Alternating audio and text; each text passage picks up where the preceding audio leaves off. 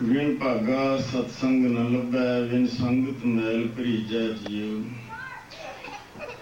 सतगुरु पातशाह महाराज जी का फरमान है कि बहुत वड्डे भागां ते बिना संगत लभदी होई नहीं, ते बिना संगत तो मन जिहड़ा है वो मैला हो जाता है, नीवें पासे चलिया जाता है।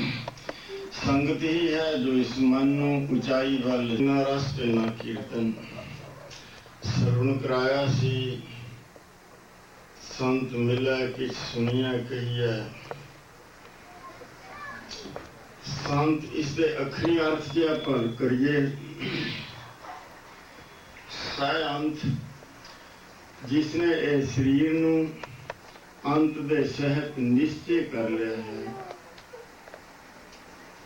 ये तो सारिਆਂ ਨੂੰ ही पता है कि शरीर नहीं रहेगा, पर निश्चय कर लेने वाली गल तो बहुत उच्ची हो जाती है।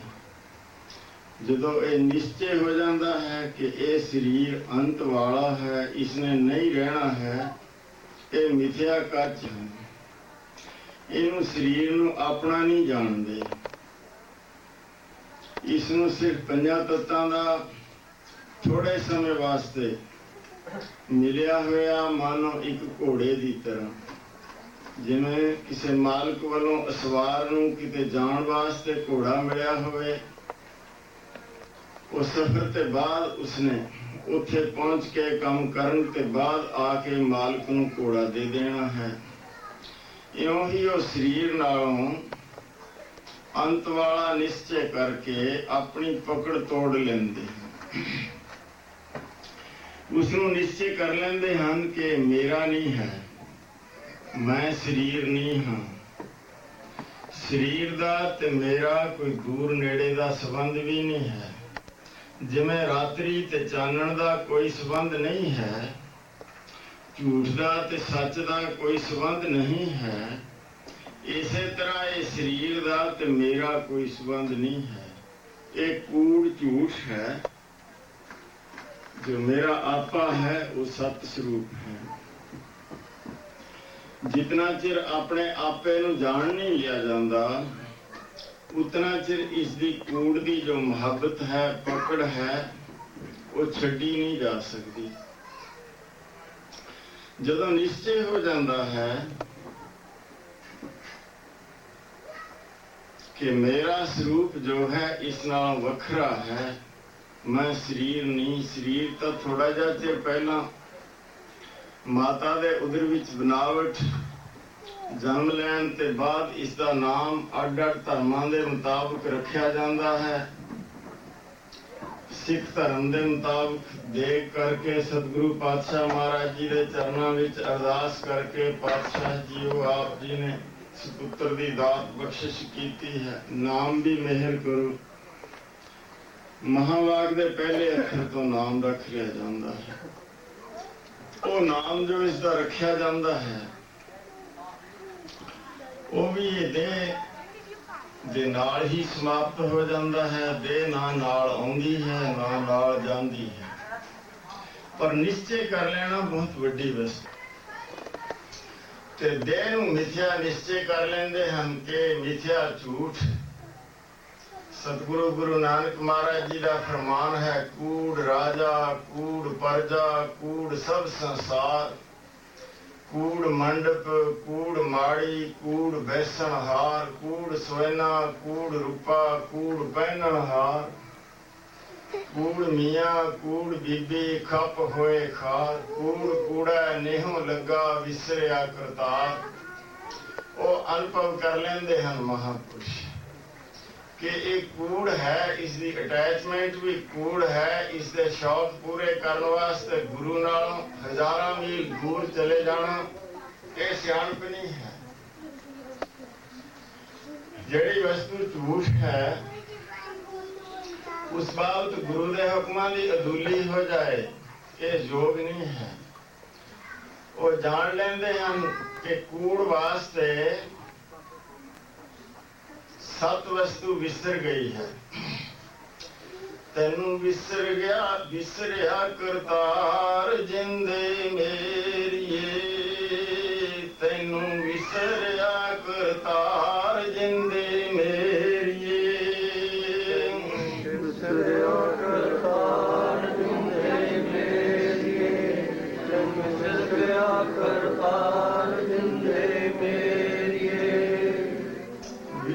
ਸਾਰੀਆਂ ਬੀਬੀਆਂ ਕਿਰਪਾ ਕਰੋ।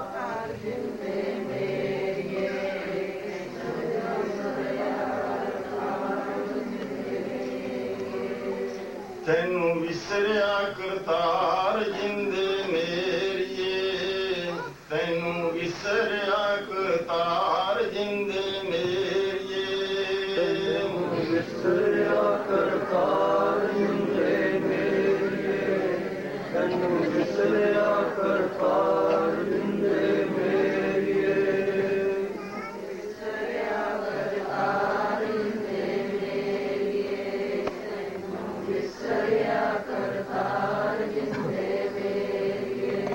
ਕੂੜ ਕੂੜਾ ਨਹੀਂ ਹੋਣ ਲੱਗਾ। ਇਹ ਸੰਸਾਰ ਕੂੜ ਹੈ, ਇਸ ਦੇ ਵਜੂਦ ਕੂੜ ਹਨ ਤੇ ਸਤ ਵਸਤੂ ਜੋ ਹੈ ਉਹ ਕਰਤਾਰ ਸਾਰਿਆਂ ਦਾ, ਸਭ ਦਾ ਆਪਾ ਆਪਣਾ ਆਪ ਜੋ ਅੰਦਰ ਵੀ ਹੈ ਤੇ ਬਾਹਰ ਵੀ ਹੈ, ਉਸ ਨੂੰ ਨਿਸ਼ਚੈ ਕਰਕੇ ਫਿਰ ਉਹ ਕਰਤਾਰ ਨੂੰ ਨਹੀਂ ਭੁੱਲਣ ਦਿੰਦੇ।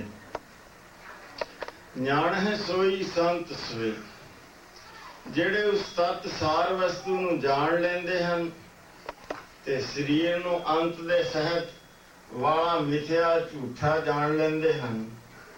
ਭ੍ਰਮ ਤੇ ਕੀ ਚਿੱਤ ਭਿੰਨ, ਜਿਨ੍ਹਾਂ ਨੇ ਪੰਜ ਕਿਸਮ ਦਾ ਜੋ ਭਰਮ ਹੈ, ਭੇਦ ਭਰਮ, ਕਰਤੱਤ ਭਰਮ, ਵਿਕਾਰ ਭਰਮ, ਸੰਗ ਭਰਮ, ਸਤ ਭਰਮ, ਇਹਨਾਂ ਭਰਮਾਂ ਤੋਂ ਭਰਮ ਉਹ ਵਸਤੂ ਹੁੰਦੀ ਹੈ ਅਸਲੀਅਤ ਕੁਛ ਹੋਰ ਹੋਵੇ, ਦਿਖਾਈ ਕੁਛ ਹੋਰ ਦੇਵੇ, ਜਿਵੇਂ ਸੱਪ ਦੇ ਰੱਸੀ ਵਿੱਚ ਸੱਪ ਦਾ ਭਰਮ ਹੋ ਜਾਂਦਾ ਹੈ। ਇਹ ਭਰਮਾਂ ਤੋਂ ਜਿਸਨੇ ਆਪਣੇ ਮਨ ਨੂੰ ਵੱਖਰਾ ਕਰ ਲਿਆ ਹੈ ਤੇ ਉਹ ਹੈ ਸੰਤ।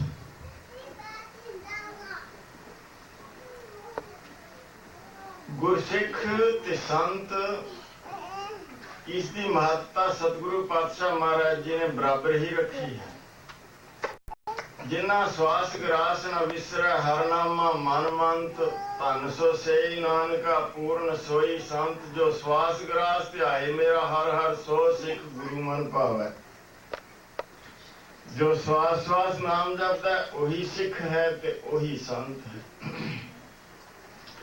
ਸਿੱਖ ਸ਼ਬਦ ਜੋ ਹੈ ਬਹੁਤ ਉੱਚਾ ਸ਼ਬਦ ਹੈ।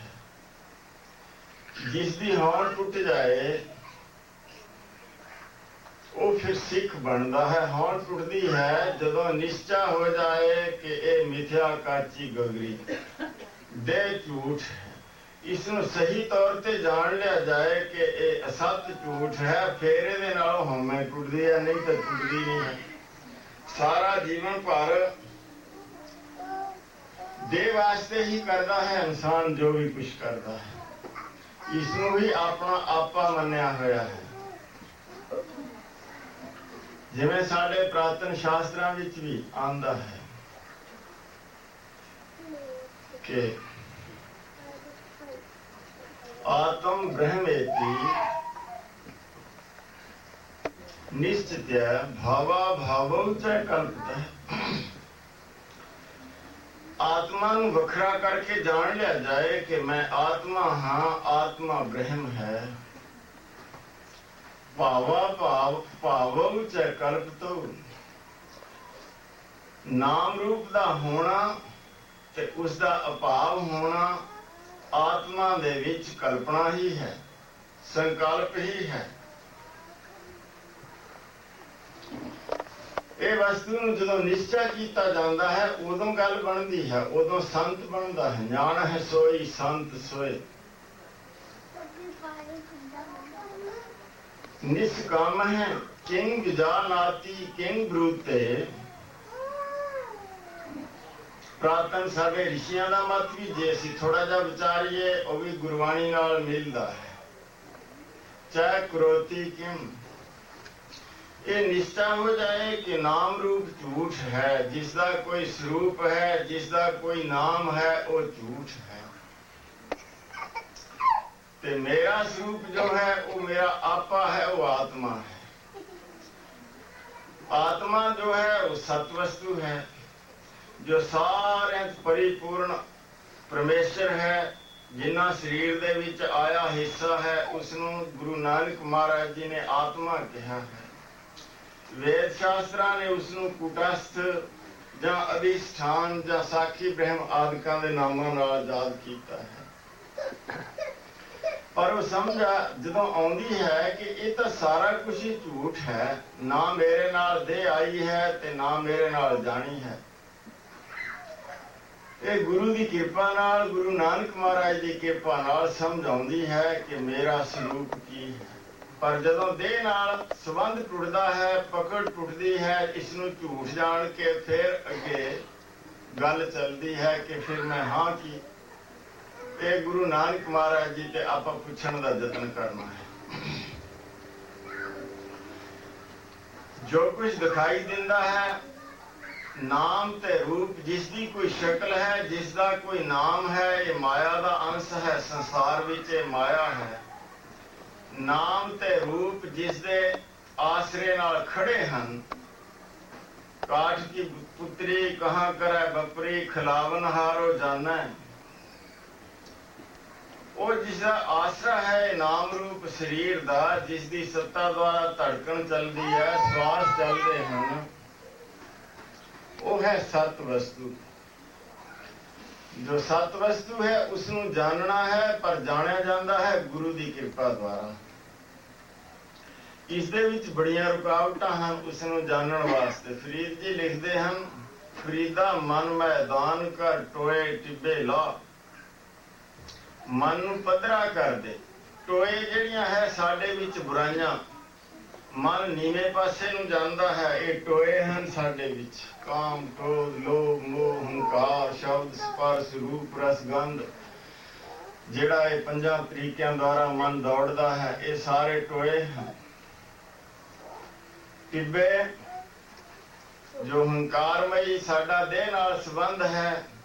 ਗਿਆਨੀ ਗੁਣੀ ਸੂਰ ਹਮ ਦਾਤੇ, ਕਿ ਮੈਂ ਬੜਾ ਵਿਦਵਾਨ ਹਾਂ, ਮੈਂ ਖੂਬਸੂਰਤ ਹਾਂ, ਮੈਂ ਉੱਚੀ ਕੁਲ ਵਾਲਾ ਹਾਂ, ਮੈਂ ਵੱਡੀ ਪੋਸਟ ਤੇ ਹਾਂ।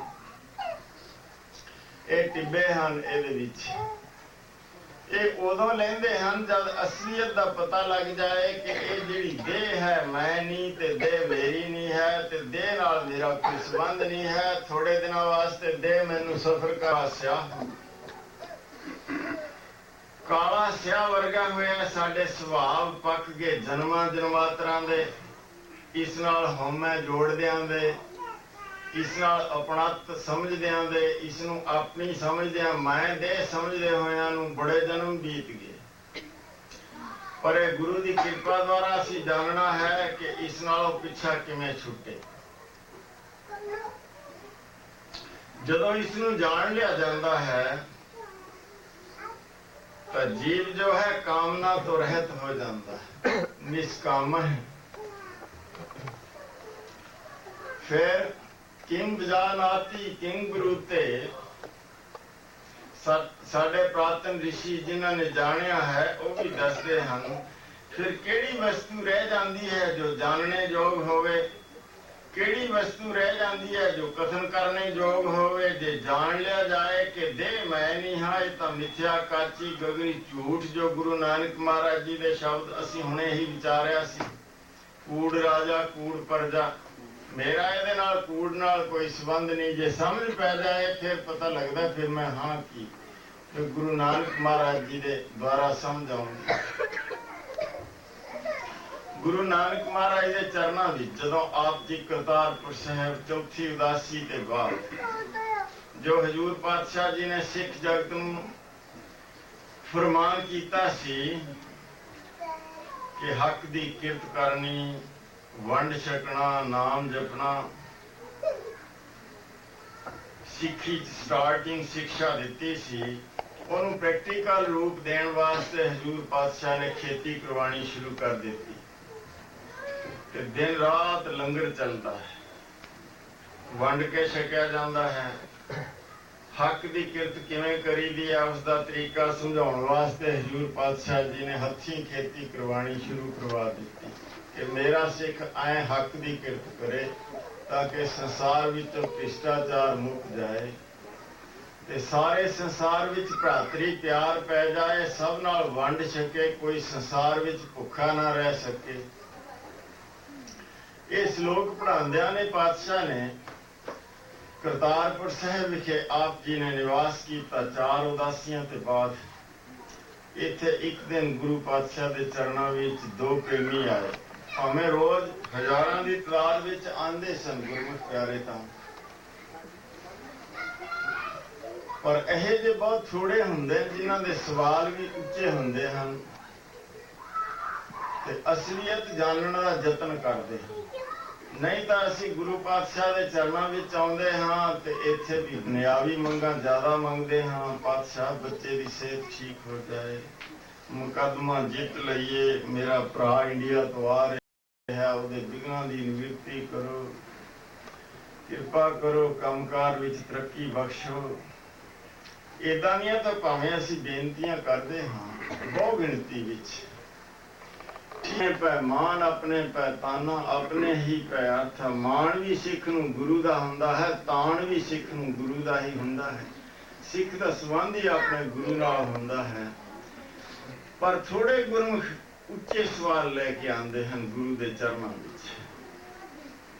नहीं तां विवहारक वस्तुआं दी मंग ज़्यादा हुंदी है। कोट मदे को बिरला सेवक, होर सगले विवहारी ਵਿਵਹਾਰੀ। ਵਿਹਾਰਾਂਕਾਰਾਂ ਨੂੰ ਲੈ ਕੇ ਅਸੀਂ ਆਉਂਦੇ ਹਾਂ। ਭਾਵੇਂ ਬਹੁਤ ਰੰਚਕ ਸੁਖ ਹੈ, ਥੋੜੇ ਜਿਹੇ ਚਿਰ ਵਾਸਤੇ ਵਿਹਾਰਾਂਕਾਰਾਂ ਦੇ ਸੁਖ ਹੈ, ਜਿਆਦੇ ਦੇ ਹੀ ਨਹੀਂ ਰਹਿਣੀ। ਵਿਹਾਰਕਾਰ ਵੀ ਤਾਂ ਇਸ ਦੇ ਨਾਲ ਹੀ ਸਮਾਪਤ ਹੋ ਜਾਂਦੇ ਨੇ। ਸਭ ਕਿਸ ਜੀਵਤ ਕੋ ਵਿਵਹਾਰ। ਜਿਹੜੇ ਵਿਵਹਾਰਾਂ ਦਾ ਸੰਗ ਜਿਉਂਦਿਆਂ ਤੱਕ ਹੈ, ਕੰਮਕਾਰ ਦੀ ਤਰੱਕੀ ਦਾ, ਮਾਇਆ ਦਾ, ਹਰ ਵਸਤੂ ਦਾ, ਉਹ ਸਰੀਰ ਨੇ ਨਹੀਂ ਰਹਿਣਾ, ਫਿਰ ਵੀ ਤਾਂ ਇਸ ਦਾ ਪਿੱਛਾ ਛੁੱਟ ਹੀ ਜਾਣਾ ਹੈ। ਇਹ ਮੰਗਾਂ ਜਿਹੜੀਆਂ ਹੈ ਬਹੁਤ ਛੋਟੀਆਂ, ਪਰ ਅਸਾਂ ਮੰਗਦੇ ਹਾਂ ਗੁਰੂ ਦੇ ਚਰਨਾਂ 'ਚ। ਠੀਕ ਹੈ, ਮੰਗਣਾ ਤਾਂ ਸਭ ਕੁਝ ਗੁਰੂ ਤੋਂ। ਕੋਈ ਗੁਰਮੁਖ ਐਸੇ ਆਂਦੇ ਹਨ ਜੋ ਬਹੁਤ ਉੱਚੀ ਮੰਗ ਮੰਗਦੇ ਹਨ ਕਿ ਮਹਾਰਾਜ बहुत जन्म बीत गए संसार विच आउंदे नूं, हुण मनुखा दे मिलिया, हुण किरपा करो दुख मुक जाण, परम आनंद की प्राप्ति हो जाए।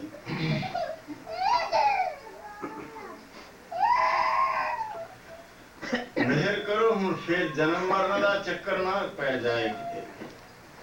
जन्म मरण विच दुख सवाया, बहुता दुख है जन्म मरण दे विच। ऐसी मंग बड़े थोड़े गुरमुख मंगते।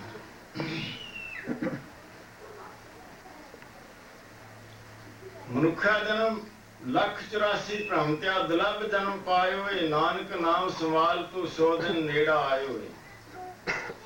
मनुखा जन्म की कदर कीमत जिहड़ी है वो बहुत थोड़े गुरमुख जानते। मर्दाने ने पूछा सी, महाराज मनुखा जन्म हीरा सुन विच आउंदा है, पर कोई कदर तां देखण च नहीं आंदी। शराबां कवाबां दे विच, मंदियां मर्जियां दे विच ते दुनिया दीयां वस्तुआं दे विच, झूठियां वस्तुआं विच ਇਹ जीवन सारा बसर हुंदा देख रहा हां मैं। रैन गवाई सोए कै दिवस गवाया, खाए हीरे जैसा जन्म है कौडी बदला जाए। कहंदे तां आप जी भी कहते हो कि जन्म बहुता दुर्लभ है, ते जो वस्तुआं हैं संसार दियां जिन्हां नाल असी पकड़ लाई हुई है वो कौडी दे तुल तुच्छ। जिवें गुरु नानक महाराज की बाणी आपां हुणे एक शब्द पढ़िया सी कि कूड़ मंड, कूड़ माड़ी, कूड़ बैसणहार। फिर जे सच्ची मुच्ची दुर्लभ जन्म होवे तां ऐसी दशा क्यों होवे? गुरु जी कहने लगे, मर्दानिया तेनू जिन्ना चिर प्रैक्टिकल नहीं समझाया जाएगा उन्ना चिर गल बननी नहीं है। तेरे मन विचों गल निकल समा लंघ गया। हजूर पातशाह महाराज संसार दा भला करदे करदे, देश दशांतरां दा रटन करदे होए एक स्थान ते एक दरख्त थल्ले पहुंच जांदे हन। बड़ा जंगल दा रस्ता तय करके मर्दाने ने कहा, पातशाह किन्ने दिन जंगलों में लंघते चले आ रहे हैं, कृपा करो भुख लगी है, आज्ञा दो कुछ ना कुछ शख्स का आमा दूर शहर दींदा है। गुरु जी ने कहा, गुरु खा कि मैं कोई जानता है किसी नूं? कहने लगा, नहीं महाराज, मंग के शक लवांगा। कहते रब दा फकीर दुनिया ते मंगे ये गल यथार्थ नहीं है। जो सत का पुजारी है वो झूठ वाले पासों कोई वस्तु मंगे इस योग नहीं है। मर्दाने दुनिया फकीरां पासों जाचना करती है सत दी। चंगा तेन कुछ दिंदे हाँ। हजूर पातशाह ने अपना पवित्र पावन चरण का स्पर्श जमीन नाल कीता। एक गिट्टी निकली दे दी, लिया बेच के कुछ खा पी आई, जे मिले तो ले आई। चलिया गया, रस्ते विच गया ते कुछ सब्जी फरोश मिलिया। मूलियां गाजरां दा भाव ना बनिया। वो दो ही मूलियां जां गाजरां ते ये मंगदा सी कि 1.25 सेर पक्का आहार मेरा है, कुछ दे दे। ना गल बनी। फिर बर्फी वाले मिठाई वाले की दुकान ते भी अध पा तो ज्यादा ना देवे। अगे सोचा चोला फटिया, जे चोले का कपड़ा मिल जाए गिट्टी का चल वही लै लेंदे हाँ। वो चोला कहना 5 गज लगता मेरे चोले नूं ते उन्हें गज 1.5 गज 2 गज तो आखिर ज्यादा ना दिता। बहुत थां फिरिया पर कोई चीज अजमी वस्तु कोई मिल ना सकी। फिर एक जगह पहुंचा ते देखा कि लगता है जिवें किसी जौहरी की दुकान। पूछा शाह जी आ देखो की वस्तु।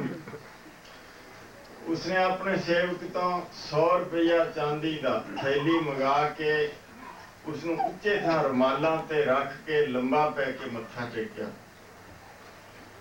ते कहा बई तू तेरा बहुत बहुत धन्यवाद है। तू दुर्लभ वस्तु दे दीदार करवा दिते, बहुत कीमती हीरा है।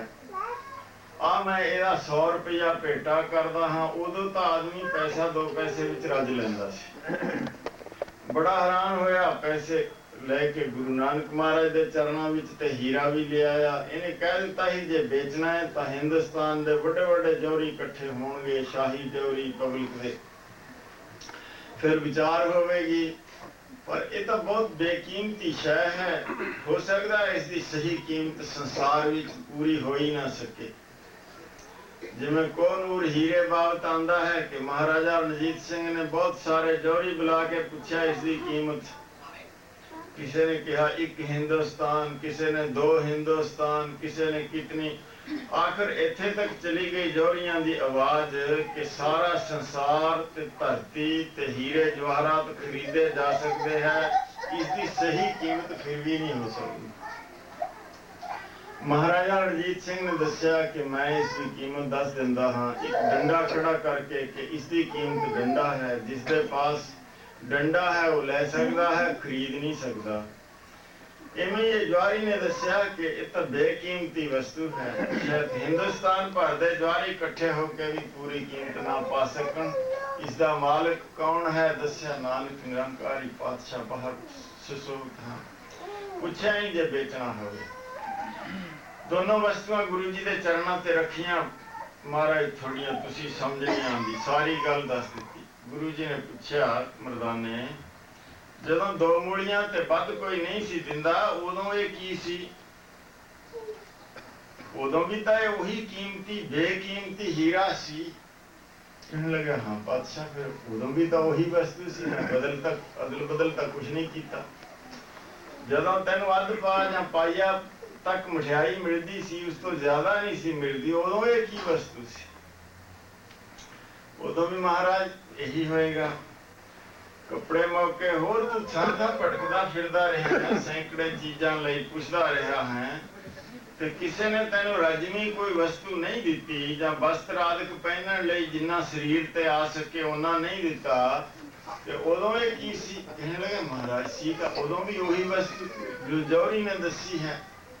कहने लगे सारे शहर च भटकदे हुए नूं एक आदमी मिलिया जिन्हें इसनूं जान लिया कि यह हीरा है। मर्दाने है तो हीरा ही मनुख है जन्म, पर जानने वाले संसार विच बहुत घट हुंदे हन कि यह हीरा है, इसकी कीमत अथाह है। नहीं तो वो मूलियां ते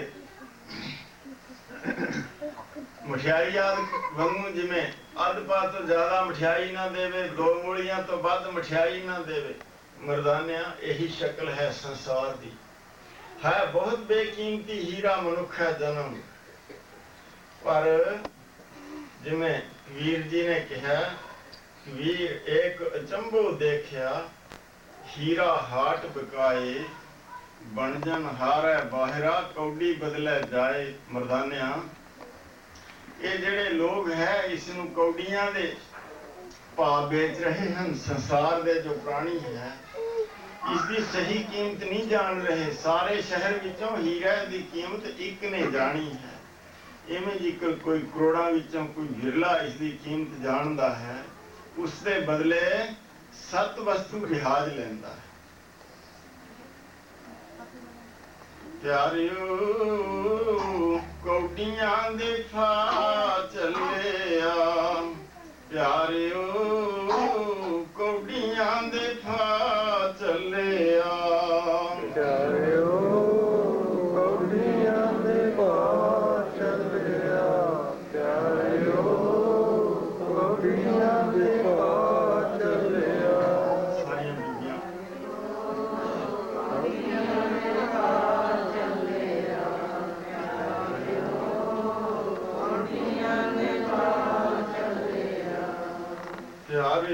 ਪਿਆਰਿਓ ਕੌਡੀਆਂ ਦੇ ਫਾ ਚੱਲਿਆ,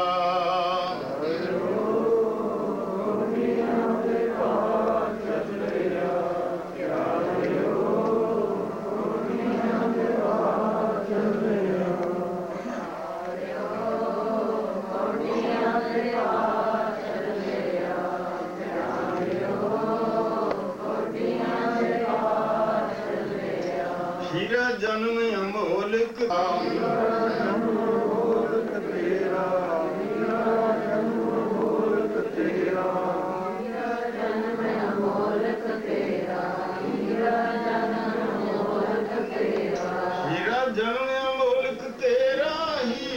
ਜਨਮ ਅਮੋਲਕ ਤੇਰਾ।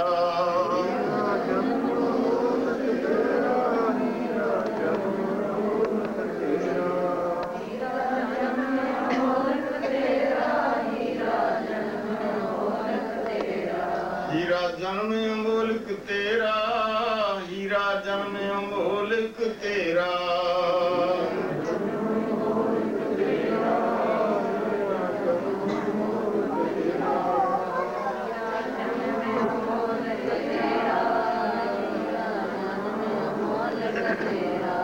ਪਿਆਰਿਓ ਕੌਡੀਆਂ ਦੇ ਫਾ ਚੱਲਿਆ, ਪਿਆਰਿਓ ਕੌਡੀਆਂ ਦੇ ਫਾ ਚੱਲਿਆ, ਪਿਆਰਿਓ ਕੌਡੀਆਂ ਦੇ ਫਾ ਚੱਲਿਆ, ਪਿਆਰਿਓ ਕੌਡੀਆਂ ਦੇ ਫਾ ਚੱਲਿਆ।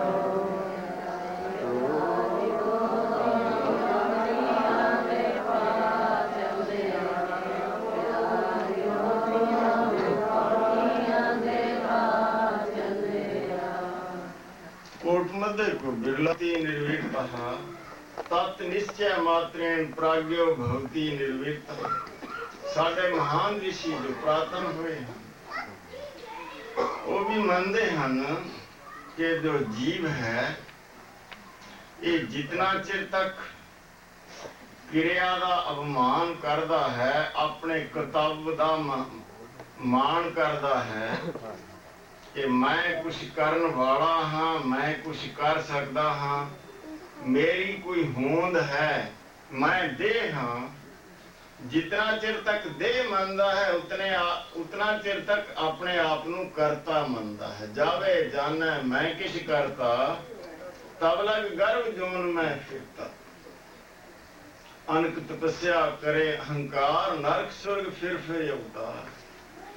जितना चिर तक कोट कर्म करे हो तारे, श्रम पावे सगले बिरधारे।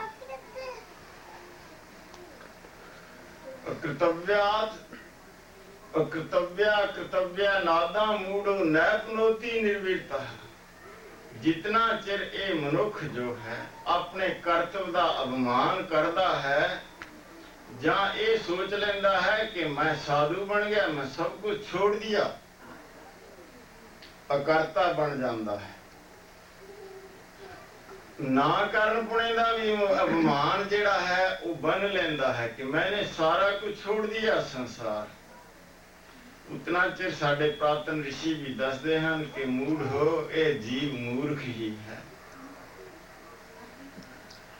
ਨੈਪਨੋਤੀ ਨਿਰਵੇਤਾ ਹੈ, ਪਰਮ ਸ਼ਾਂਤ ਅਵਸਥਾ ਨੂੰ ਕਦੇ ਵੀ ਪ੍ਰਾਪਤ ਨਹੀਂ ਕਰ ਸਕਦਾ ਜਿਤਨਾ ਚਿਰ ਜੋ ਗੁਰੂ ਨਾਨਕ ਮਹਾਰਾਜ ਨੇ ਝੂਠ ਦੱਸਿਆ ਹੈ, ਦੇਹ ਨੂੰ ਕੂੜ ਦੱਸਿਆ ਹੈ, ਜਿਤਨਾ ਚਿਰ ਉਸ ਨਾਲ ਆਪਣੇ ਆਪ ਨੂੰ ਸੰਬੰਧਿਤ ਮੰਨਦਾ ਹੈ ਕਿ ਮੈਂ ਦੇਹ ਹਾਂ, ਉਤਨਾ ਚਿਰ ਅਭਿਮਾਨ ਨਹੀਂ ਛੁੱਟਦਾ। ਭਾਵੇਂ ਕੰਮ ਕਰ ਲਵੇ ਉਹਦਾ ਵੀ ਅਭਿਮਾਨ, ਜੇ ਕੰਮ ਕਰਨੋਂ ਸਭ ਕੁਝ ਛੋੜ ਦੇ, ਘਰ-ਬਾਰ ਛੋੜ ਕੇ ਸਾਧੂ ਹੋ ਜਾਏ, ਫਿਰ ਵੀ ਮੈਂ ਸਭ ਕੁਝ ਛੋੜ ਦਿਆ, ਫਿਰ ਵੀ ਮੂਰਖ। ਸਾਡੇ ਪ੍ਰਾਤਨ ਮਹਾਰਿਸ਼ੀ ਵੀ ਐਸਾ ਹੀ ਦੱਸਦੇ ਹਨ, ਕਿਉਂਕਿ ਦੇਹ ਹੈ ਹੀ ਨਹੀਂ। ਪਹਿਲੇ ਆਪਾਂ ਵਿਚਾਰਿਆ ਹੀ, ਜਾਣ ਹੈ ਸੋਈ ਸੰਤ ਸੋਏ, ਭ੍ਰਮ ਤੈ ਕੀ ਚਿਤ ਭਿੰਨ। ਜਿਹੜੇ ਅਸਲੀਅਤ ਹੁੰਦੀ ਹੈ ਤਾਂ ਤਤ ਨਿਸ਼ਚੈ ਮਾਤਰੇਣ ਪ੍ਰਾਗਿਓ ਭਵਤੀ। ਸਾਰ ਵਸਤੂ ਜਦੋਂ ਇਹ ਜਾਣ ਲੈਂਦਾ ਹੈ, ਜਿਸ ਵਿੱਚ ਆਪਾਂ ਪਹਿਲੇ ਵਿਚਾਰ ਕੀਤਾ ਸੀ, ਨਾਮ ਤੇ ਰੂਪ ਦਾ ਜੋ ਸਹਾਰਾ ਹੈ, ਜਿਸ ਨੂੰ ਅਧਿਸ਼ਠਾਨ ਕਹਿੰਦੇ ਹਨ ਵੇਦ ਸ਼ਾਸਤਰਾਂ ਵਾਲੇ, ਗੁਰੂ ਨਾਨਕ ਮਹਾਰਾਜ ਜਿਸ ਨੂੰ ਆਤਮਾ ਕਹਿੰਦੇ ਹਨ, ਜਿਸ ਦੁਆਰਾ ਆ ਦੇਹ ਜਿਹੜੀ ਹੈ ਕਾਠ ਕੀ ਪੁੱਤਰੀ ਕਹਾਂ ਕਰੇ ਬੱਕਰੀ ਦੌੜੀ ਫਿਰਦੀ ਹੈ, ਤੇ ਜਿਹੜਾ ਇਹਦੇ ਅੰਦਰੋਂ ਇਹਨੂੰ ਸੱਤਾ ਦੇ ਰਿਹਾ ਹੈ, ਉਸ ਨੂੰ ਜਾਣਨਾ ਹੈ ਉਹ ਸਤ ਵਸਤੂ ਹੈ। ਪਹਿਲਾਂ ਦੇਹ ਨਾਲੋਂ ਟੁੱਟਣਾ ਪੈਣਾ ਹੈ, ਦੇਹ ਅੰਤ ਵਾਲੀ ਨਿਸ਼ਚੈ ਕਰਨਾ ਪੈਣਾ ਹੈ ਕਿ ਦੇਹ ਝੂਠ ਹੈ, ਫਿਰ ਉਸ ਨੂੰ ਜਾਣਨ ਵਾਸਤੇ ਰਸਤਾ ਬਣ ਜਾਂਦਾ ਹੈ। ਇਹ ਜੇ ਬੜੇ ਥੋੜੇ ਗੁਰਮੁਖ ਸੰਸਾਰ ਵਿੱਚ ਹੁੰਦੇ ਹਨ। ਗੁਰੂ ਨਾਨਕ ਮਹਾਰਾਜ ਦੇ ਚਰਨਾਂ ਵਿੱਚ ਇਹੋ ਜਿਹਾ ਗੁਰਮੁਖ ਇੱਕ ਦਿਨ ਦੋ ਆ ਗਏ, ਬੜਾ ਉੱਚਾ ਆਸ਼ਾ ਲੈ ਕੇ। ਇੱਕ ਦਾ ਨਾਂ ਸੀ ਗੱਜਣ ਤੇ ਇੱਕ ਦਾ ਨਾਂ ਸੀ ਸਿੰਘਾਂ ਉੱਪਰ। ਚੜ੍ਹਦੀ ਉਮਰ, ਹਾਲੇ ਮੁੱਛ ਫੁੱਟ ਜਵਾਨ ਜਿਹੜੇ ਸੀ, ਹਾਲੇ ਥੋੜੇ ਥੋੜੇ ਰੋਮ ਦਾੜੀ ਦੇ ਆਣੇ ਸ਼ੁਰੂ ਹੋਏ ਸੀ, ਆਈ ਨਹੀਂ ਸੀ, ਥੋੜੀਆਂ ਥੋੜੀਆਂ ਲੰਗੂਰੀ ਜੀ ਜਿਵੇਂ ਹੁੰਦੀ ਹੈ, ਚੜ੍ਹਦੀ ਜਵਾਨੀ। ਪਰ ਤਾਂ ਗੁਰੂ ਦੀ ਰਹਿਮਤ ਹੈ ਨਾ, ਕਿਸੇ ਨੂੰ ਤਾਂ ਸਾਰਾ ਜੀਵਨ ਲੰਘ ਜਾਂਦਾ ਹੈ, ਸੋਝੀ ਨਹੀਂ ਆਉਂਦੀ।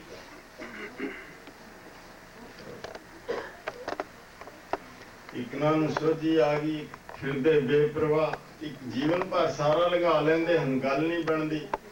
ਇਹਨਾਂ ਨੇ ਨਮਸਕਾਰ ਕੀਤੀ ਗੁਰੂ ਨਾਨਕ ਮਹਾਰਾਜ ਦੇ ਚਰਨਾਂ ਵਿੱਚ ਲੰਬੇ ਪੈ ਕੇ, ਤੇ ਸਤਿਗੁਰੂ ਮਹਾਰਾਜ ਦੇ ਚਰਨਾਂ ਵਿੱਚ ਪ੍ਰਾਰਥਨਾ ਕੀਤੀ, ਪਾਤਸ਼ਾਹ ਕੁਛ ਬੇਨਤੀ ਕਰਨੀ ਹੈ, ਜੇ ਆਗਿਆ ਬਖਸ਼ਿਸ਼ ਕਰੋ। ਸਤਿਗੁਰੂ ਜੀ ਨੇ ਕਿਹਾ, ਗੁਰਮੁਖੋ ਠੀਕ ਹੈ, ਤੁਹਾਡੇ ਲਈ ਆਗਿਆ ਹੈ, ਜੋ ਕਹਿਣਾ ਚਾਹੁੰਦੇ ਹੋ ਕਹੋ।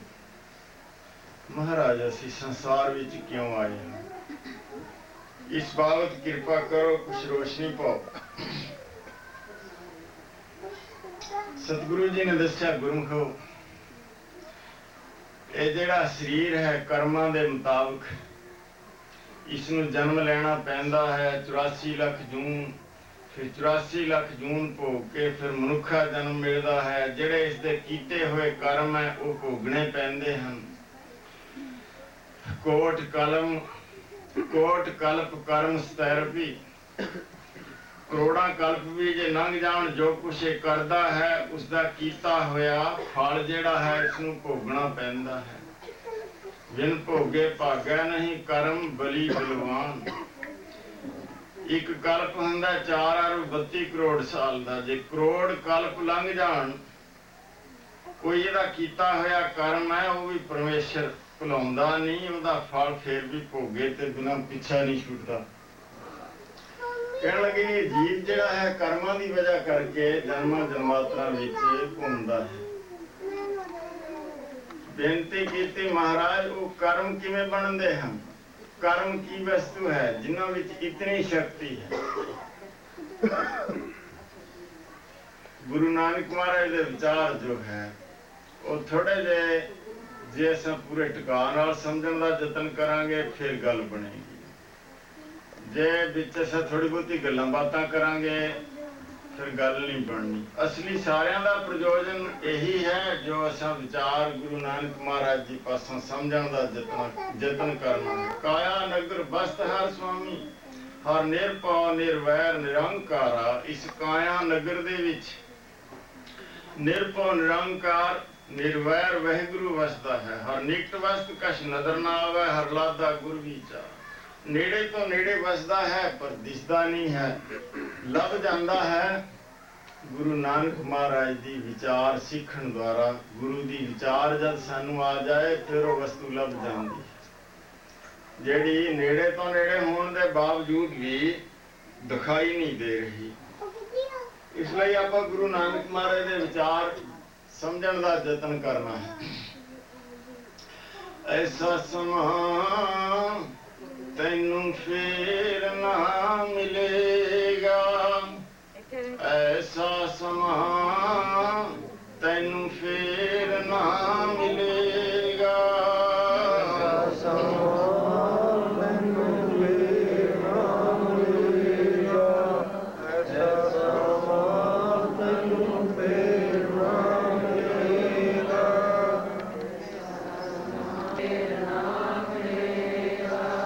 ਐਸਾ ਸਮਾਂ ਤੈਨੂੰ ਫੇਰ ਨਾ ਮਿਲੇਗਾ, ਐਸਾ ਸਮਾਂ ਤੈਨੂੰ ਫੇਰ ਨਾ ਮਿਲੇਗਾ।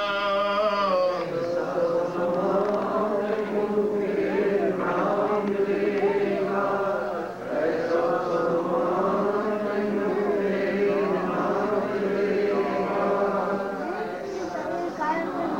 ਤੈਨੂੰ ਫੇਰ ਨਾ ਮਿਲੇਗਾ, ਐਸਾ ਸਮਾਂ ਤੈਨੂੰ ਫੇਰ ਨਾ ਮਿਲੇਗਾ। ਫੇਰ ਨਾ ਮਿਲੇਗਾ ਤੈਨੂੰ, ਫੇਰ ਨਾ ਮਿਲੇਗਾ, ਫੇਰ ਨਾ ਮਿਲੇਗਾ ਤੈਨੂੰ, ਫੇਰ ਨਾ ਮਿਲੇਗਾ।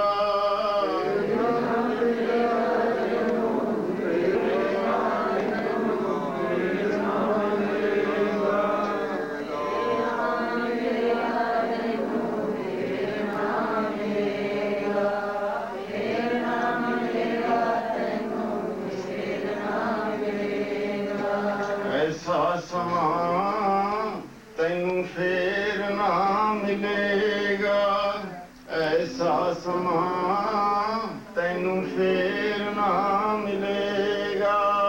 ਐਸਾ ਸਮਾਂ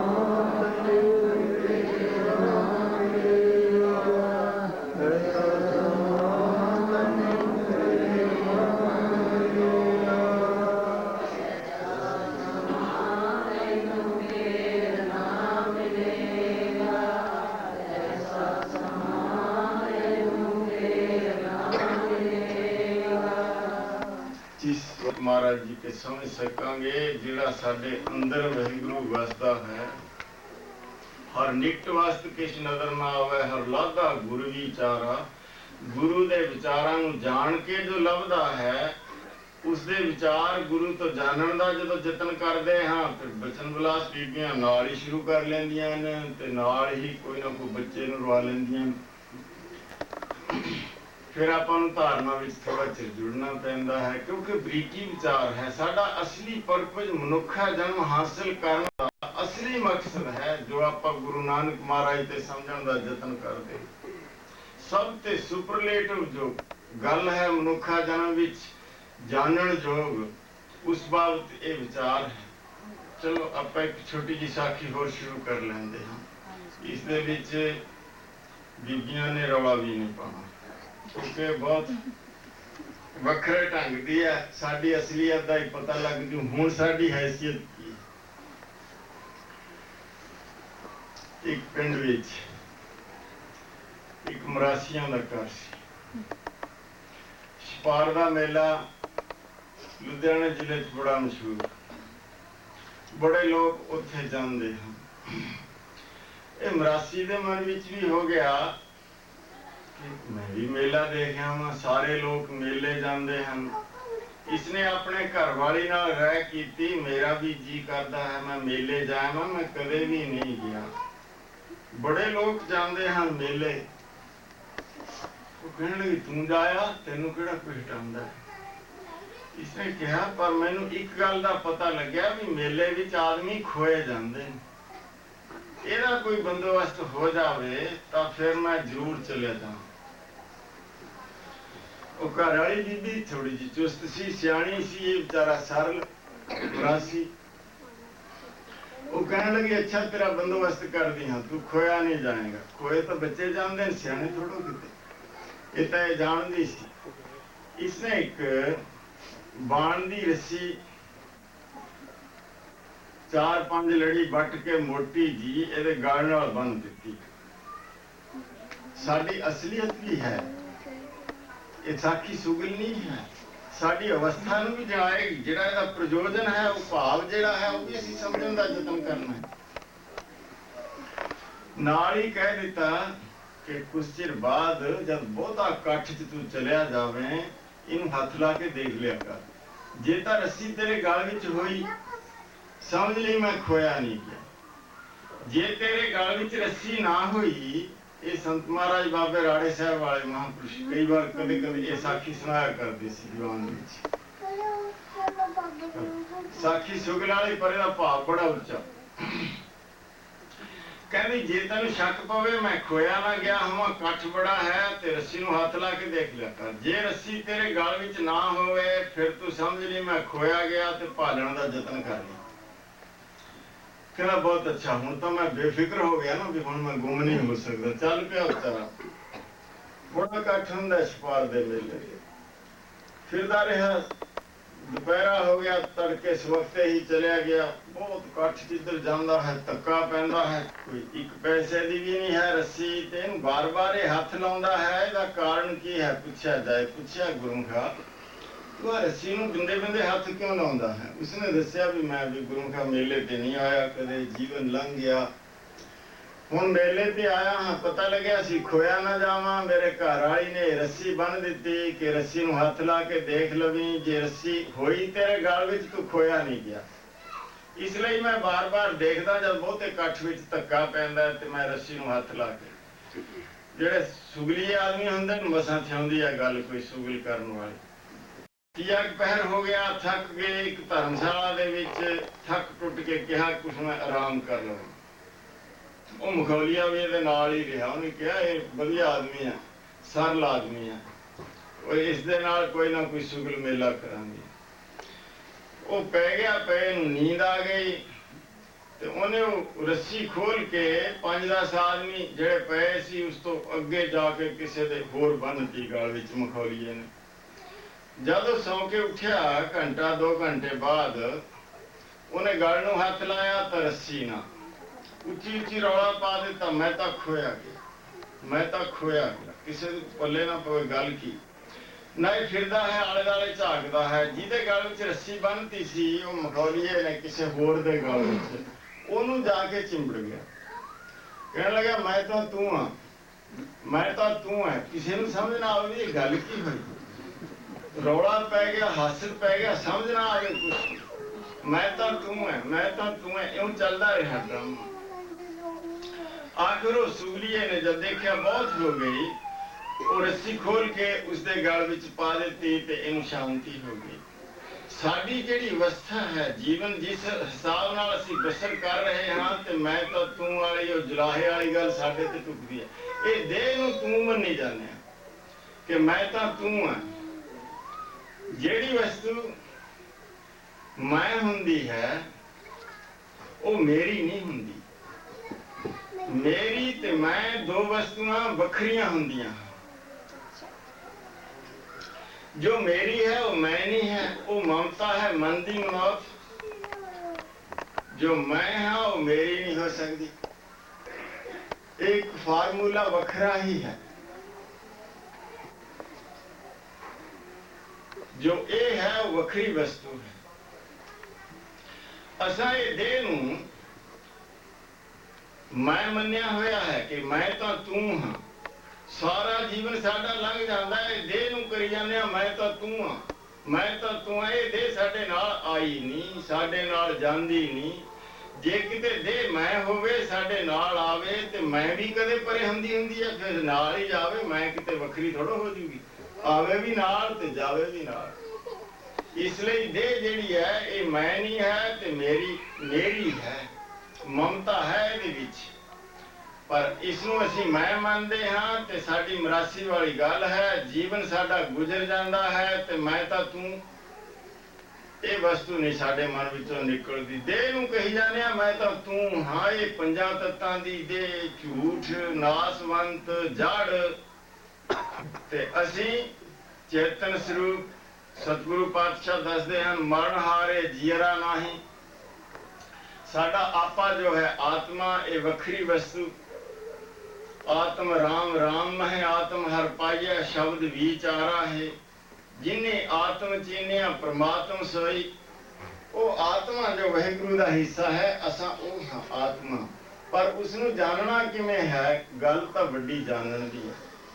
ਜੇ ਉਸ ਨੂੰ ਜਾਣ ਲਈਏ ਤੇ ਗੱਲ ਮੁੱਕ ਜਾਏਗੀ। ਜਾਣਨਾ ਹੈ ਗੁਰੂ ਨਾਨਕ ਮਹਾਰਾਜ ਦੇ ਚਰਨਾਂ ਵਿੱਚ। ਗੁਰੂ ਨਾਨਕ ਮਹਾਰਾਜ ਤੋਂ ਵੱਡਾ ਕਿਹੜਾ ਸੰਸਾਰ ਵਿੱਚ ਹੈ ਜੋ ਇਸ ਨੂੰ ਜਣਾ ਦੇਵੇ?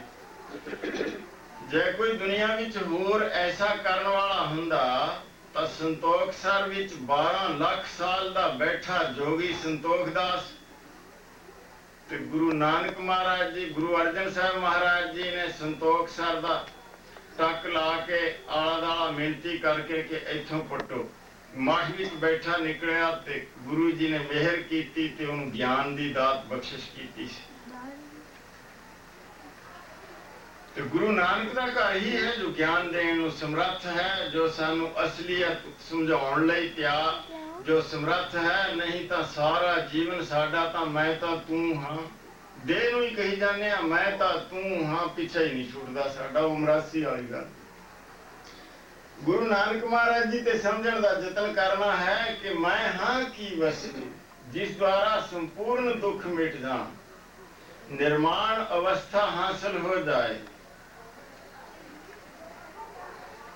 कृतव्या नादा मूड़ो नय पनौती निर्विरता। जितना चिर देह का अभिमान, देह नूं मैं मनदे हां कि मैं तां तू हां, उतना चिर तक नय पनौती निर्विरता। निर्विरत अवस्था जो परम शांत आनंद स्वरूप सुखां दा समुद्र है वो नहीं प्राप्त होंदी। तत् निश्चय मात्रेण प्राज्ञो भवति। सार वस्तु जान लैण नाल जदों ਉਹ वस्तु जानी जाए जो मैं हाँ, जो मेरा आपा है, जो मेरी रियलिटी है, फिर प्राज्ञो भवति, ये जीव ज्ञानवान हो जाता है। तत् निश्चय मात्रेण प्राज्ञो भवति निर्विरता। फिर निर्विरत अवस्था आयत हो जाती है, ये रब ही बन जाता है। ब्रह्म है जन, जन्म है पार ब्रह्म, एक है आप नहीं कछ परम। जे कल संगत थोड़ा जा ध्यान ना श्रवण करेगी, फिर आप मेरे ख्याल है बेनती की जाएगी। जो एक गुरमुखा ने पूछा कि साडा असली स्वरूप की है, असी किवें जान सकते हाँ? भावें थोड़ा जा बरीकी विचार है, पर गुरु नानक महाराज जी तो पूछना है, यह है वड्डा विचार। बाकी गल्लां जितनियां भी साडे मन विच है वो सारियां बहुत छोटियां तुच्छ। ते आपां पहला शब्द पढ़िया कि गुरु नानक महाराज जी दा आसा जी दी वार विच कि कूड़ मियां कूड़ बीबी खप होए ख्वार, खप खप के कूड़ विच ख्वार। दुखी हुंदे हन सारे, फिर जम्मा मरा मरा, फिर जम्मा बहुत सजाए पया देश लम्मा, फिर शुरुआत हो जाती है। ਇਹ ਗੱਲ ਹੈ परम प्रयोजन साडा मनुखा जन्म का, जो असी गुरु तो समझण का यतन करना है। इस दे बिना जितना चिर नहीं जाना जाएगा उतना चिर गल बनती नहीं।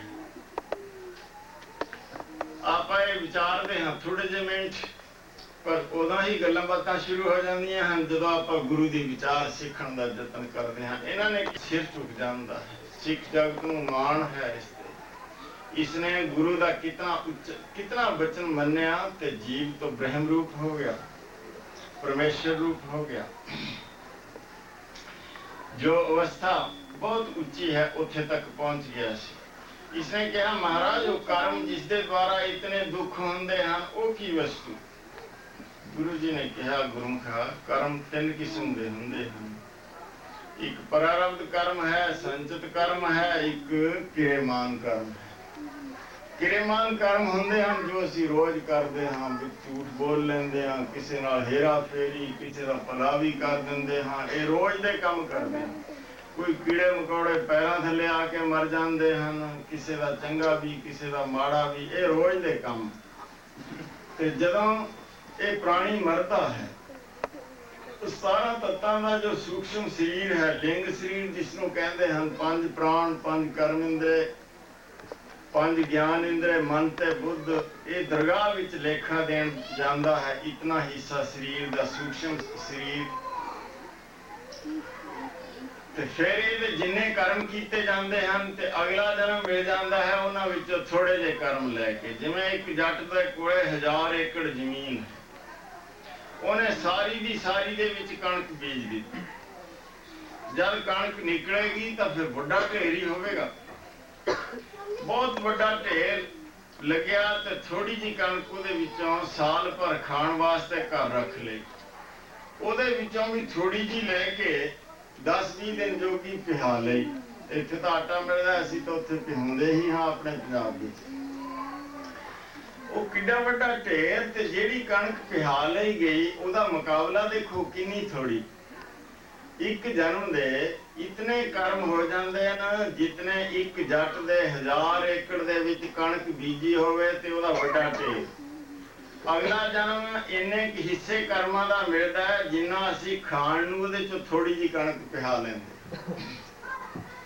ਬਾਕੀ ਜਿਹੜੇ ਕਰਮ ਹੈ ਸਾਡੇ ਸਟੋਰ ਹੋ ਜਾਂਦੇ, ਉਹਨਾਂ ਨੂੰ ਸੰਚਿਤ ਕਰਮ ਕਹਿੰਦੇ ਹਨ। ਜਨਮ ਜਨਮ ਕੀ ਇਸ ਮਨ ਕੋ ਮਲ ਲਾਗੀ।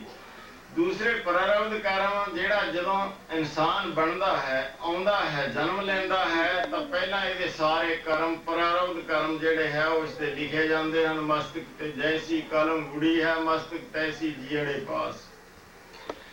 ਜੋ ਮੱਥੇ ਤੇ ਲਿਖਿਆ ਉਸ ਦਾ ਫਲ ਭੋਗਣਾ ਪੈਂਦਾ ਹੈ। ਸੁੱਖ ਵੀ ਮਿਲਦਾ ਹੈ, ਦੁੱਖ ਵੀ, ਜਿਹੇ ਜਿਹੇ ਕਰਮ ਕੀਤੇ ਹਨ ਉਹ ਮਿਲਦਾ ਹੈ।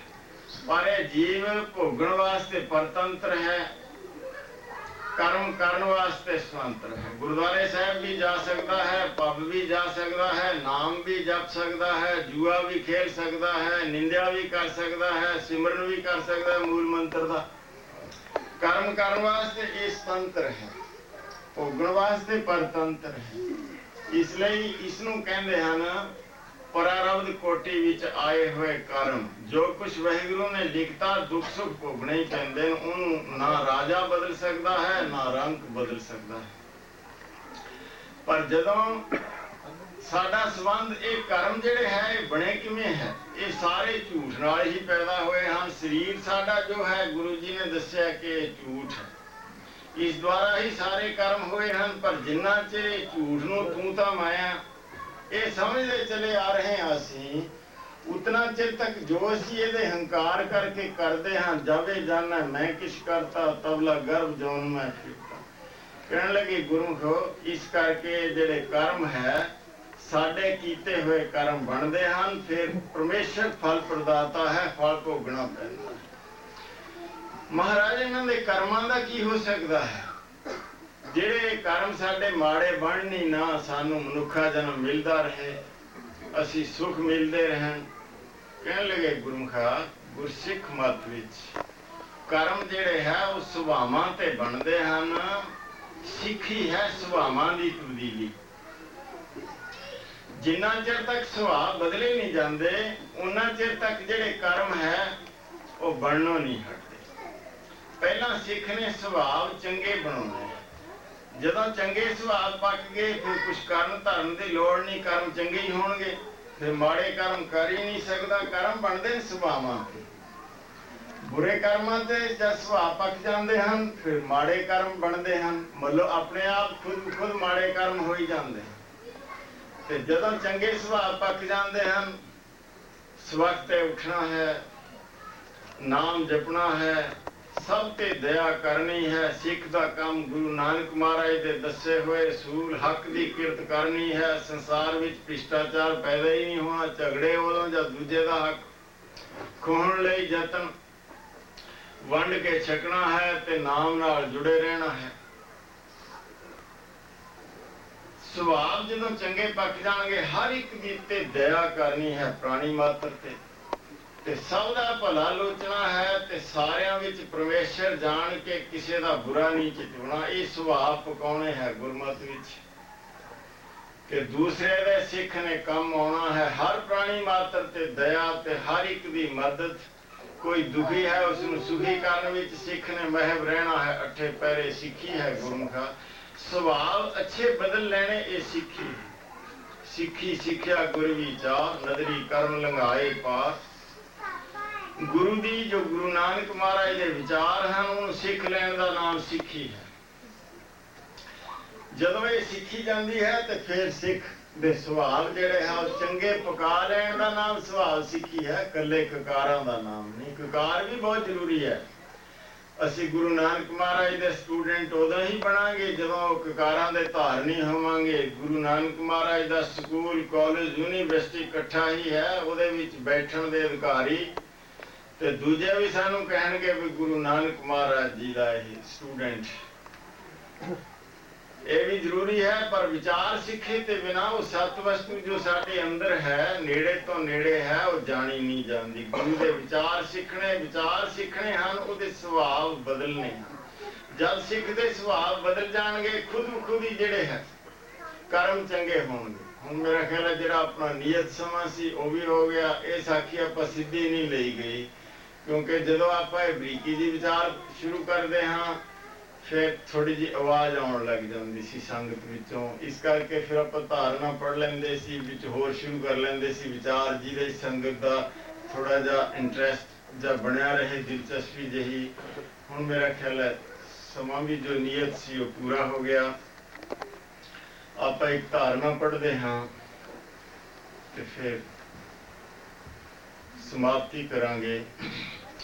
ਸਾਡੇ ਗੁਰੂ ਨਾਨਕ ਮਹਾਰਾਜ ਗੁਰੂ ਕਲਗੀਧਰ ਪਿਤਾ ਜੀ ਦਾ ਫਰਮਾਨ ਹੈ, तीन रूप है मोहे को सुनो नंद चित लाए, निर्गुण सरगुण गुर शब्द कहो तुहे सुंदाए। एक गुरु ਦਾ ਸਰੂਪ ਗੁਰੂ ਨਾਨਕ ਮਹਾਰਾਜ ਜੀ ਦਾ ਸਰੂਪ ਹੈ ਸਰਗੁਣ, ਜੋ ਆਪ ਸਤਿਗੁਰੂ ਗੁਰੂ ਨਾਨਕ ਮਹਾਰਾਜ ਦਸਾਂ ਸਰੂਪਾਂ ਦੇ ਵਿੱਚ ਆਪ ਹੀ ਵਰਤੇ ਸਨ। ਤੇ ਹੁਣ ਦੂਸਰਾ ਗੁਰੂ ਮਹਾਰਾਜ ਜੀ ਦਾ ਸਰੂਪ ਨਿਰਗੁਣ, ਜੋ ਸਾਰੇ ਪਰਿਪੂਰਨ ਬ੍ਰਹਮ ਸਭ ਮੈਂ ਜੋਤ ਹੈ ਸੋਏ। ਗੁਰੂ ਨਾਨਕ ਮਹਾਰਾਜ ਜੋਤ ਸਰੂਪ ਸਨ। ਜੋਤ ਰੂਪ ਹਰਿ ਆਪ ਗੁਰੂ ਨਾਨਕ ਕਹਾਇਓ। ਤੇ ਸਾਰਿਆਂ ਦੇ ਵਿੱਚ ਜੋਤ ਰੂਪ ਹੋ ਕੇ ਗੁਰੂ ਨਾਨਕ ਬੈਠੇ ਹਨ। ਤੇ ਸਿੱਖ ਨੇ ਨਿਸ਼ਚਾ ਰੱਖਣਾ ਹੈ ਕਿ ਸਾਰਿਆਂ ਵਿੱਚ ਗੁਰੂ ਨਾਨਕ ਬੈਠਾ। ਕਿਸੇ ਨਾਲ ਈਰਖਾ ਨਹੀਂ ਕਰਨੀ, ਕਿਸੇ ਨਾਲ ਦੁਆਇਸ਼ ਨਹੀਂ ਕਰਨੀ, ਸਭ ਦਾ ਭਲਾ ਲੋਚਣਾ ਹੈ। ਪਤਾ ਨਹੀਂ ਗੁਰੂ ਦੀ ਸਾਡੇ ਤੇ ਕਿਸ ਕਿਸਮ ਦੀ ਕਿਰਪਾ ਹੈ। ਅਸੀਂ ਤਾਂ ਸਿੱਖਾਂ ਨੂੰ ਸਿੱਖ ਮਾਫ ਨਹੀਂ ਕਰਦਾ। ਸਿੱਖ ਨਾਲ ਈਰਖਾ ਕਰੀ ਜਾਂਦਾ ਹੈ। ਸਿੱਖਾਂ ਨਾਲ ਜੈਲਸ ਕਰਨੋਂ ਨਹੀਂ ਹਟਦੇ। ਦੂਜਾ ਦੂਜੇ ਦੀ ਵਿਰੋਧਤਾ, ਦੂਜਾ ਦੂਜੇ ਦੀ ਥੋੜੀ ਜਿਹੀ ਗਿਣਤੀ। ਸਾਡੀ ਡੇਲਿਆਂ ਦੀ ਤਰ੍ਹਾਂ ਅੱਡ ਅੱਡ ਖਿੰਡੇ ਹੋਏ ਹਾਂ। ਪਤਾ ਨਹੀਂ ਗੁਰੂ ਨਾਨਕ ਮਹਾਰਾਜ ਦੀ ਸਿੱਖਿਆ ਜਿਹੜੀ ਸਾਨੂੰ ਕਿਸ ਪੱਖੋਂ ਅਸਾਂ ਅੰਦਰ ਗ੍ਰਹਿਣ ਕਰ ਲਈ ਹੈ। ਗੁਰੂ ਜੀ ਨੇ ਤਾਂ ਕਿਹਾ ਕਿ ਸਾਰਿਆਂ ਦੇ ਵਿੱਚੋਂ ਪਰਿਪੂਰਨ ਪਰਮੇਸ਼ਰ ਵਾਹਿਗੁਰੂ ਵਸਦਾ ਹੈ। ਜੋ ਦੀਸੈ ਸੋ ਏਕੋ ਤੂੰ ਹੈ, ਉਹਦੇ ਬਿਨਾਂ ਕੋਈ ਵੀ ਨਹੀਂ ਹੈ। 14 ਲੋਕ ਮੁਝਾਰ, ਰੋਮ ਰੋਮ ਮੈਂ ਵਸੈ ਮੁਰਾਰ। ਸਭ ਦਾ ਭਲਾ ਲੋਚਣਾ ਹੈ ਮੇਰੇ ਸਿੱਖ ਨੇ, ਤੇ ਸਭ ਨਾਲ ਪਿਆਰ ਕਰਨਾ ਹੈ। ਤੇ ਅਸੀਂ ਸਿੱਖ ਨਾਲ ਵੀ ਪਿਆਰ ਸਾਡਾ ਦੇਖਣ ਵਿੱਚ ਨਹੀਂ ਪ੍ਰਤੀਤ ਹੁੰਦਾ। ਜੈਲਸ ਪਾਸਲਤਾ ਸਾਨੂੰ ਦਿਸਦਾ ਹੈ। ਤੇ ਗੁਰੂ ਜੀ ਦਾ ਹੁਕਮ ਹੈ, ਜਿਸ ਦਾ ਅੰਦਰ ਤਾਤ ਪਰਾਈ ਹੋਵੇ ਤਿਸ ਦਾ ਕਦੇ ਨਾ ਹੋਵੀ ਭਲਾ। ਤੇ ਪਰ ਸਾਡੇ ਵਿੱਚ ਜੋ ਦਿਸਦਾ ਹੈ ਉਹ ਆਪ ਜੀ ਸਾਰੇ ਹੀ ਗੁਰਮੁਖ ਪਿਆਰੇ ਚੰਗੀ ਤਰ੍ਹਾਂ ਜਾਣਦੇ ਹੋ। ਇਹਨੇ ਕੋਟ ਕਰਮ ਜਾਪ ਤਪ ਕਰੇ, ਇਸ ਮਾਰੀ ਬਿਨ ਥਾਏ ਨਾ ਪਰੇ। ਦ્વੈਤ ਭਾਵਨਾ ਤਵਸਵ ਈਰਖਾ ਮਾਰੀ ਤੇ ਬਿਨਾ ਸਾਡਾ ਸਤਿਗੁਰੂ ਨਾਨਕ ਜੋ ਗੁਰੂ ਗ੍ਰੰਥ ਸਾਹਿਬ ਮਹਾਰਾਜ ਦੇ ਸਰੂਪ ਵਿੱਚ ਦੀਦਾਰ ਬਖਸ਼ਿਸ਼ ਕਰ ਰਹੇ ਹਨ, ਉਹ ਦੱਸਦੇ ਹਨ ਜੇ ਕਰੋੜਾਂ ਜਪ ਤਪ ਕਰੀਏ ਫਿਰ ਵੀ ਇਹ ਦ્વੈਤ ਭਾਵਨਾ ਈਰਖਾ ਮਾਰੀ ਤੇ ਬਿਨਾ ਥਾਂ ਨਹੀਂ ਪੈਂਦੇ। ਤੇ ਇਦੋਂ ਗੱਲ ਜਿਹੜੀ ਅੱਜ ਅਸੀਂ ਕਰ ਰਹੇ ਹਾਂ, ਜੇ ਸਿੰਘਾਂ ਜੀ ਜਿਹੜਾ ਕੁਝ ਸਮਝਣ ਦਾ ਯਤਨ ਕਰ ਰਿਹਾ ਹੈ, ਉਹ ਤਾਂ ਉਹ ਗੱਲ ਹੈ ਜਿਸ ਨੂੰ ਜਾਣ ਕੇ ਇਸ ਜੀਵ ਨੇ ਗੁਰੂ ਨਾਨਕ ਵਿੱਚ ਅਭੇਦ ਹੋ ਜਾਣਾ ਹੈ। ਜਿੱਥੇ ਜਾ ਕੇ ਇਹ ਵੀ ਗੱਲ ਮਿਟ ਜਾਣੀ ਹੈ, ਜਿਵੇਂ ਗੁਰੂ ਨਾਨਕ ਮਹਾਰਾਜ ਜੀ ਦਾ ਫਰਮਾਨ ਹੈ ਕਿ हे कृष्ण सर्वदेवा देव देवात आत्मा आत्मं वासुदेवस जे कोई जान सके नानक ताको दास है सोई निरंजन देव।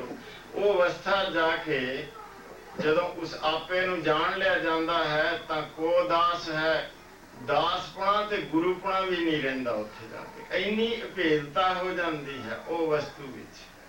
ਕੋ ਠਾਕੁਰ ਕੋ ਦਾਸ ਸਾਰੇ, ਉੱਥੇ ਕੌਣ ਠਾਕੁਰ ਕੌਣ ਗੁਰੂ ਕੌਣ ਦਾਸ, ਇਹ ਵੀ ਦੁਆਇਤ ਨਹੀਂ ਰਹਿ ਜਾਂਦੀ। मैं नाही प्रभ सब किस तेरा, ईगै निर्गुण उगै सरगुण, केल करत विच स्वामी मेरा, नगर मह आप बाहर फुन आपन, प्रभ मेरे को सगल बसेरा। आपे ही राजन आपे ही राया, कह कह ठाकर कह कह चेरा। किते आप ही गुरु है ते आप ही चेरा चेला है। उत्थे भी द्वैत निकल जाती है। आपां तां इन्नी ਉਹ गुरु महाराज ते जुगती समझण दा यतन कर रहे सां ਤੇ ਜਦ ਰੌਲਾ ਪੈਂਦਾ ਸੀ ਫਿਰ ਉਸ ਵਿਸ਼ੇ ਨੂੰ ਥੋੜਾ ਜਿਹਾ ਹੋਰ ਪਾਸੇ ਲਿਜਾਣ ਦਾ ਯਤਨ ਕੀਤਾ ਜਾਂਦਾ ਸੀ। ਜੋ ਪਰਮ ਅਵਸਥਾ ਹੈ ਗਿਆਤਵਯ ਅਵਸਥਾ ਹੈ ਉਹ ਗੁਰੂ ਨਾਨਕ ਮਹਾਰਾਜ ਤੇ ਸਮਝਣ ਦਾ ਕੱਲ ਯਤਨ ਕਰਾਂਗੇ। ਜੇ ਗੁਰਮੁਖ ਪਿਆਰੇ ਸਾਰੇ ਹੀ ਸਹਿਯੋਗ ਬਖਸ਼ੋਗੇ ਸਾਨੂੰ ਵੀ ਉਹ ਗੱਲ ਸਮਝ ਆ ਜਾਏ ਤੇ ਅਸੀਂ ਵੀ ਤਤ ਨਿਸ਼ਚੈ ਮਾਤਰੇਣ ਪ੍ਰਾਗਿਓ ਭਵਤੀ ਨਿਰਵਿਰਤਾ, ਅਸੀਂ ਵੀ ਨਿਰਵਿਰਤ ਅਵਸਥਾ ਨੂੰ, ਨਿਰਵਿਰਤ ਅਵਸਥਾ ਹੁੰਦੀ ਹੈ ਪਰਮ ਸ਼ਾਂਤ ਅਵਸਥਾ, ਰੱਬ ਹੀ ਹੋ ਜਾਣਾ। ਨਦੀ ਸਮੁੰਦਰ ਵਿੱਚ ਗਿਰੀ, 1 ਮਿੰਟ ਬਾਅਦ ਕੋਈ ਦੱਸ ਨਹੀਂ ਸਕਦਾ ਕਿ ਉਸਦਾ ਪਾਣੀ ਗੰਗਾ ਦਾ ਬ੍ਰਹਮਪੁੱਤਰ ਦਾ ਕਿਹੜਾ ਹੈ, ਸਮੁੰਦਰ ਹੀ ਕਹਿੰਦਾ ਹੈ। ਜਦੋਂ ਇਤਨਾ ਸਾਡਾ ਆਪਾ ਭਾਵ ਮਿਟ ਜਾਏਗਾ, ਦੇਹ ਹੰਗਤਾ ਨਾਮ ਰੂਪ ਦਾ ਹੰਕਾਰ ਇਤਨਾ ਮਿਟ ਜਾਏਗਾ, ਫਿਰ ਗੁਰੂ ਨਾਨਕ महाराज जी दे विच ही सिख ने भेद हो जाना है, परमेश्वर ही बन जाना है। ब्रह्म में जन जन्म है पार ब्रह्म, एक है आप नहीं कश परम। सिख का असली प्रयोजन इत्थे तक है जिथे सारे दुख मुक जाने हैं। ते सिख का फर्ज है तो गुरु नूं तन मन सब कुछ भेटा करके गुरु पासों ये वस्तु लै लीए, गुरु की प्रसन्नता हासिल कर लीए। कल नूं आपां विचार करांगे, जे संगत सहयोग देवेगी, नहीं तो फिर कोई होर विचार करके फिर जिवें गुरु दा हुक्म होवेगा हो जाएगा। आपां ये धारणा पढ़ के फिर फतेह अर्ज करदा हां आप जी दे चरणों विच। गुरां नूं मना लिए तन मन धन दे के, गुरां नूं मना लिए तन मन धन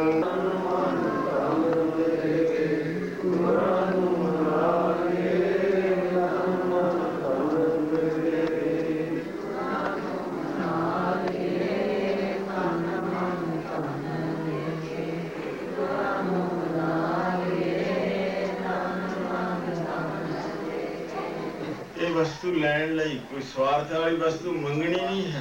ये तो तन मन धन, जिस वस्तु लई आपां स्वार्थ वालियां वस्तुआं मंगदे हां वो सब कुछ भेट चाड़ देना है गुरु की खुशी लई। ये वस्तु असीं फिर हासिल कर सकते हाँ।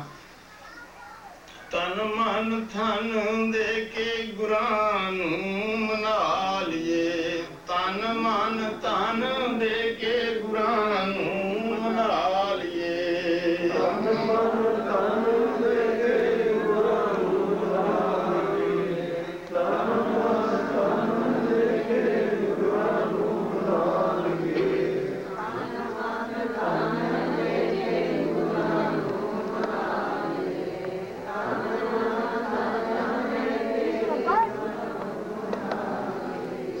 गुरां नूं मना लिए तन मन धन दे के, गुरां नूं मना लिए तन मन धन दे के, गुरां नूं मना लिए तन मन धन दे के, गुरां नूं मना लिए तन मन धन दे के।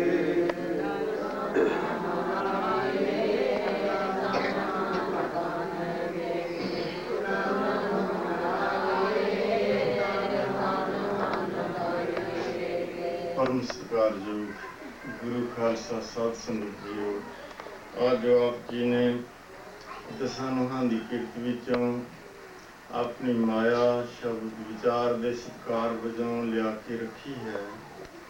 ਇਹ ਆਪ ਜੀ ਦੀ ਸਾਰੀ ਹੀ ਮਾਇਆ ਇਸ ਗੁਰਦੁਆਰੇ ਸਾਹਿਬ ਦੀ ਗੋਲਕ ਵਿੱਚ ਹੀ ਪਾ ਦਿੱਤੀ ਜਾਏਗੀ।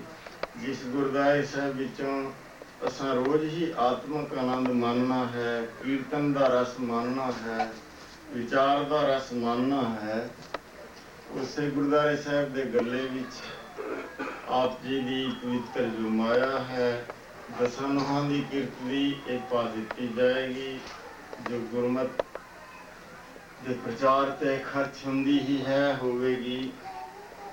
ਤੇ ਸਾਰਿਆਂ ਨੇ ਹੁਣ ਫਤਿਹ ਦਾ ਜਵਾਬ ਫਤਿਹ ਵਿੱਚ ਜੇ ਕਿਸੇ ਪਿਆਰੇ ਦੇ ਹਿਰਦੇ ਨੂੰ ਕਿਸੇ ਸ਼ਬਦ ਦੁਆਰਾ ਖੇਦ ਹੋਇਆ ਹੋਵੇ, ਯਤਨ ਤਾਂ ਨਹੀਂ ਕੀਤਾ ਗਿਆ, ਤਾਂ ਖਿਮਾ ਕਰ ਦੇਣਾ।